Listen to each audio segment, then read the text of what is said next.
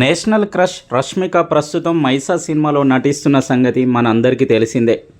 ఇటీవల ఈ సినిమా కోసం డ్యాన్స్ సీక్వెన్స్ చేస్తూ గాయపడ్డారు.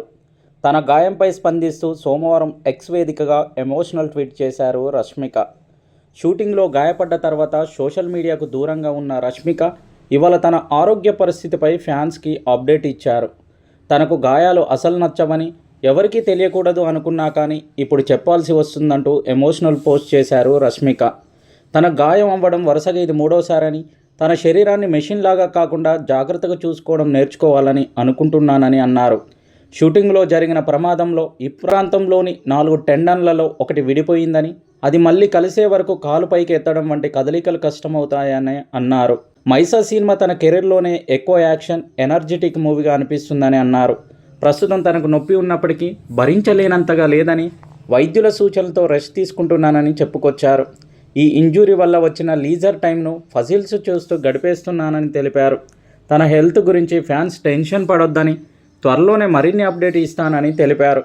రష్మిక పోస్ట్ ప్రస్తుతం సోషల్ మీడియాలో వైరల్గా మారింది. ఓవైపు హీరోయిన్గా, మరోవైపు లీడ్ రోల్ చేస్తూ బిజీగా ఉండే రష్మిక మందాన ప్రస్తుతం విశ్రాంతి తీసుకుంటున్నారు.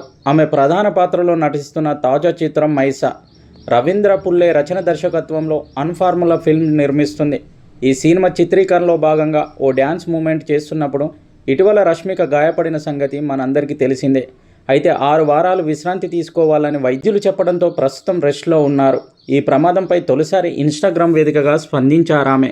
గాయాలు కావడం నాకు చాలా చిరాకు తెప్పిస్తుంది. ఈ గాయం గురించి ఎవరికి తెలియకూడదన్నప్పటికీ తెలిసిపోయింది. నాకు ఇలాంటి గాయం కావడం ఇది మూడోసారి. తుంటికి కాలును కలిపే టెండన్స్ ఒకవైపు 4 ఉంటాయి. ఆ కుడి తుంటిలోని ఒక టెండన్ ఊడిపోయింది. కాలు పైకెత్తాలంటే అది మళ్ళీ అతుక్కోవాలి. నేను చేస్తున్న సినిమాల్లో మైసా అత్యంత కష్టమైన సినిమా అని ఆమె చెప్పుకొచ్చారు. ఇప్పుడు ఈ విషయాలు సోషల్ మీడియాలో ఎంతో వైరల్ అవుతున్నాయి.